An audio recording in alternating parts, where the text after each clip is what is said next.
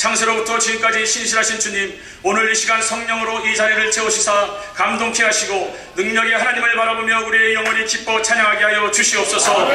기도 안에 굳건하게 하시고 우리의 마음을 말씀으로 채우사 오직 예수의 꿈을 이루게 하시고 성령 충만하여 오직 전도 오직 선도의 꿈을 이루게 하여 주시옵소서.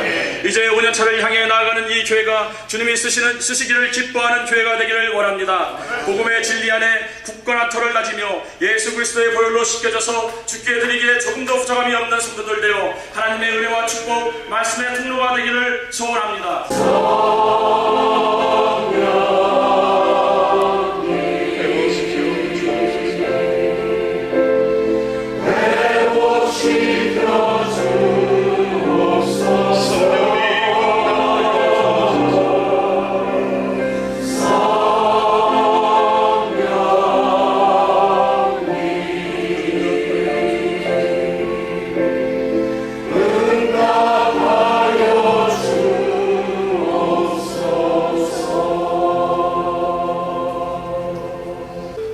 손을 내면서 하윤이는 하나님의 언약 안에 있는 축복의 등로 이 찬양 하나님께 올려드리면서 내 인생에 받았던 모든 축복을 우리 이 자녀에게 올려드리면 좋겠습니다. 부모님은 좀 가까이 오세요. 하윤이는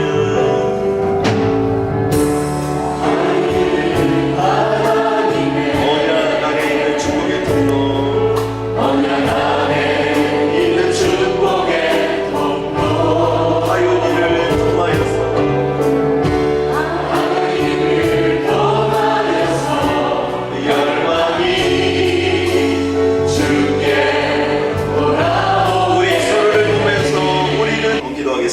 하나님 감사합니다. 우리 주님이 사랑하시는 한용섭, 한준희 집사님을 이 땅에 보내시고 귀한 부부의 열을 통하여 가정을 이루게 하심을 감사합니다. 이제 사랑하는 아들 하윤이의 한평생의 삶을 허락하시고 이 가정의 둘째 아들로 축복하여 주시니 주님 감사합니다. 이 시간 하늘문을 열어 주시옵고 하나님의 임재의 축복이 임하여 주시사 온 성도가 하윤이를 축복하였던 것처럼 온 세상 또한 하윤이를 축복할 수 있도록 주님 인도하여 주옵소서. 평생 동안 만남의 은혜와 만남의 축복을 허락하여 주시옵고 이 땅에 하나님의 나라의 킹덤 드림을 이루어내는 귀하고 존귀한 자녀가 되게 하여 주옵소서. 한평생을 살면서 아프거나 힘들지 않을 수 있도록 주님 도와주시옵고 어떠한 어려움도 이겨낼 수 있는 귀하고 존귀한 자녀가 되게 하여 주옵소서. 예수님의 이름으로 기도드렸습니다. 이런 내가 주의 모습 볼 수 없다 하여도 주는 하늘 높이 계셔 나를 지켜주시네. 주의 손에 이끌려 나를 외롭지 않게 거친 세상이며 걱정 근심하여도 주님 나를 이끌어주시네. 나의 인생 가는 길을 항상 돌봐주시고 나의 나를 계수하여 나를 데려가시네.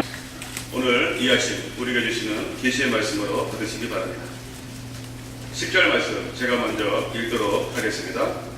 그 땅에 기근이 들었으므로 아브라함이 애굽에 거류하라고 그리로 내려갔으니 이는 그 땅에 기근이 심함이었으나 그가 애굽에 가까이 이르렀을 때에 그의 아내 사례에게 말하되 내가 알기에 그들은 아리따운 여인이라. 애굽 사람이 그들을 볼 때에 이르기를 이는 그의 아내라 하여 나는 죽이고 그들은 살리리니 원하건대 그들은 나의 누이라 하라. 그러면 내가 그대로 말미암아 안전하고 내 목숨이 그대로 말미암아 보존되리라 하니라. 아브라함이 애굽에 이르렀을 때에 애굽 사람들이 그 여인이 심히 아름다움을 보았고 바로의 고관들도 그를 보고 바로 앞에서 칭찬함으로 그 여인을 바로의 궁으로 이끌어 들이니라. 이에 바로가 그로 말미암아 아브라함을 후대함으로 아브라함이 아브라함이 양과 소와 노비와 암수 나귀와 낙타를 얻었더라.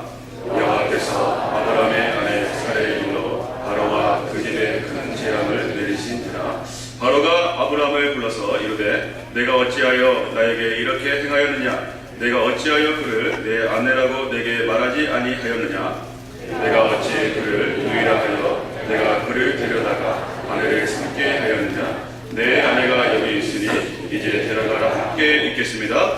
바로가 사람들에게 그의 일을 명하매 그들이 그와 함께 그의 아내와 그의 모든 소유를 보내었더라. 아멘. 우리 이 시간은 앞으로 나아가라 라는 제목으로 우리 40일 동안 새벽기도 인턴십 과정을 은혜 가운데 잘 마치시고요. 지금 누가 공동체 그리고 여자 제자반 5기를 제자반을 맡고 계시는 우리 도상원 목사님 귀한 말씀을 선포하실 때에 우리 처음에 이 강단에 서게 됩니다. 우리 한번 감사의 박수 한번 드리도록 하겠습니다. 우리 삶에는 다양한 문제들이 있습니다. 사랑해서 결혼한 부부에게도 갈등의 문제는 있고 내 생명보다 소중한 자녀와의 사이에도 문제는 존재합니다. 여러분, 때로는 내면의 자신과의 문제를 가진 사람들도 있습니다.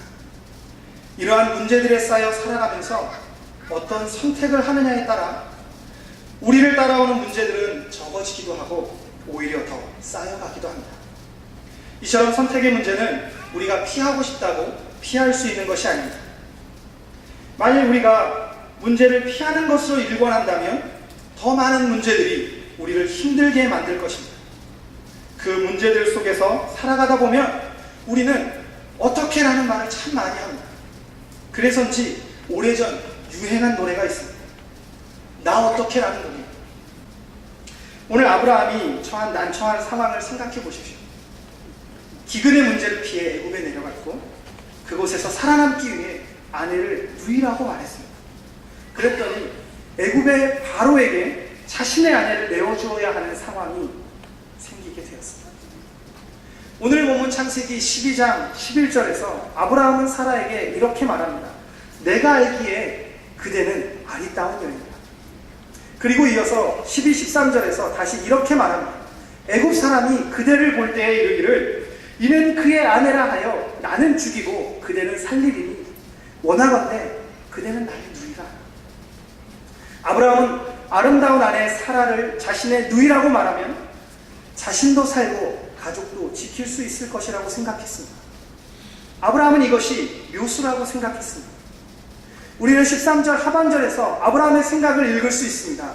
그러면 내가 그대로 말미암아 안전하고 내 목숨이 그대로 말미암아 보존되리라 한다.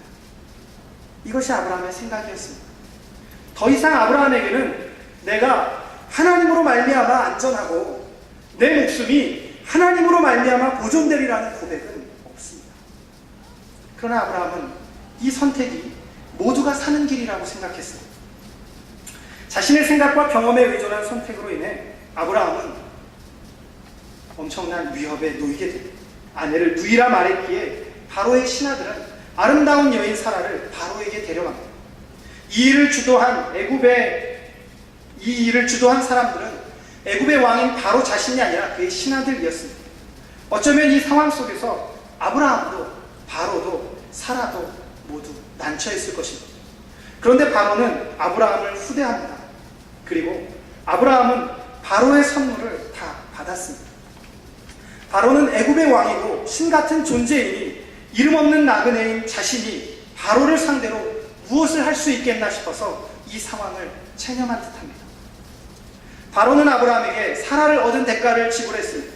16절은 이에 바로가 그로 말미암아 아브라함을 후대함으로 아브라함이 양과 소와 노비와 암수 나귀와 낙타를 얻었더라고 말하고 있습니다. 아브라함은 자신의 잘못된 선택으로 인한 어려움을 처절하게 경험하게 됩니다. 바로의 왕궁에 사랑하는 아내 사라를 홀로 두고 바로에게 재물을 얻어가지고 뒤돌아서는 아브라함의 심정을 상상해 보십시오. 아브라함에게 잘못이 있다면 오직 살기 위해서, 아니 살아남기 위해 거짓말을 했을 뿐인데 자신의 생명을 지키려다 아내를 잃었고 재물을 얻었지만 그의 가정은 처참하게 무너져 내렸습니다. 아브라함에게 이 밤은 절망의 밤, 낙심의 밤, 실패의 밤입니다. 저는 아브라함이 이 시점에서 잘못된 선택을 했다고 생각합니다. 도대체 아브라함은 무엇을 잘못한 것일까? 그의 실패의 원인은 어디에 있습니까? 저는 아브라함이 하나님의 약속을 잊어버린 데 실패의 원인이 있다고 생각합니다. 오늘도 우리를 위해서 일하시는 하나님은 우리가 하나님 앞에 어떤 존재인가를 알기를 원하십니다. 여러분, 이것이 우리 믿음의 출발점입니다. 이 일을 통해 아브라함은 놀라운 사실 한 가지를 배웠습니다. 우리는 하나님이 어떻게 일하실지 알지 못하지만 언약에 신실하신 하나님은 우리를 향한 풍성한 그 사랑으로 우리를 위해 일하신다는 것입니다. 아브라함은 하나님의 사랑의 그 넓이와 길이와 깊이와 높이를 깨닫게 되었습니다. 전에는 자신이 살기 위해 아내 사라의 치마폭에 몸을 숨기는 연약한 자였으나 이제는 하나님의 은혜의 날개 아래 자리를 마련하는 믿음의 사람이 되었습니다. 아브라함은 이 일로 인해 선택의 무게와 그 책임에 대해 배웠을 것입니다. 오늘의 본문은 아브라함의 실패와 하나님의 회복하심을 이야기하고 있습니다. 그런데 사랑하는 성도 여러분, 이 이야기의 1차 독자가 누구인지 기억하십니까? 그들은 애굽에서 나와 가나안을 향해 가고 있는 출애굽 이스라엘입니다. 그들이 서 있는 삶의 무대가 어디입니까? 그들은 광야에 서 있습니다. 광야는 모든 것이 부족하고 결핍한 장소, 고난의 장소, 위기의 현장이지만 그렇게 하나님의 임재와 날마다 부어주시는 은혜를 경험하며 채워짐의 장소요, 감사의 장소요, 기적의 현장입니다. 출애굽 이스라엘에게도 바로는 두려움의 대상이요 넘지 못할 산처럼 보였을 것입니다.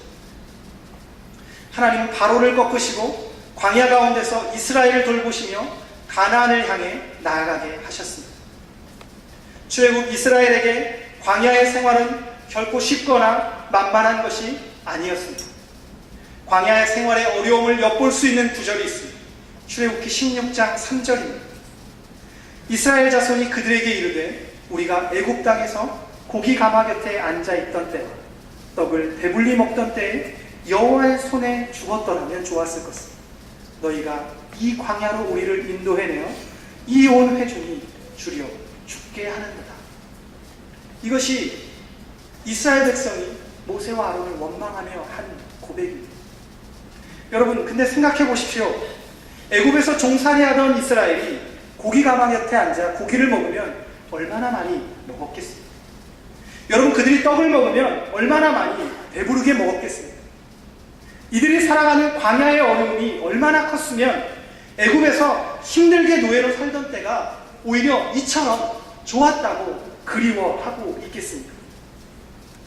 여러분, 이처럼 광야는 힘들고 어려운 삶의 무대인 것은 분명합니다. 그러나 아브라함 때문에 한 제국을 흔드시며 연약한 아브라함을 세워 믿음의 조상이 되게 하신 하나님께서 출애굽 이스라엘을 가나안으로 인도하셨고 오늘 이 땅을 살아가는 우리 또한 인도하시며 함께 하실 것입니다.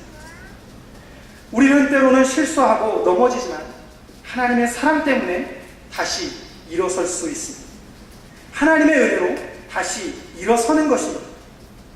두려움의 아내까지 내어주며 자신의 안위만을 생각하던 아브라함이 창세기 13장에서는 조카 롯과 다툼이 일자 내가 좌하면 나는 우하고 내가 우하면 나는 좌하리라고 조카에게 우선권을 양보합니다. 여러분, 하나님의 사랑을 힘입어 앞으로 나아가는 신앙은 아브라함처럼 성장하는 신앙입니다. 어렵고 힘든 시대를 살아가는 사랑하는 성도 여러분, 하나님의 사랑을 힘입은 자로서 앞으로 나아가시기를 바랍니다. 하나님이 그 길에서 우리와 함께 울고 함께 기뻐하실 것입니다. 기도하겠습니다. 너희는 가만히 있어 주가 하나님됨 알지어다고 주님이 말씀해 주신 주님 감사합니다.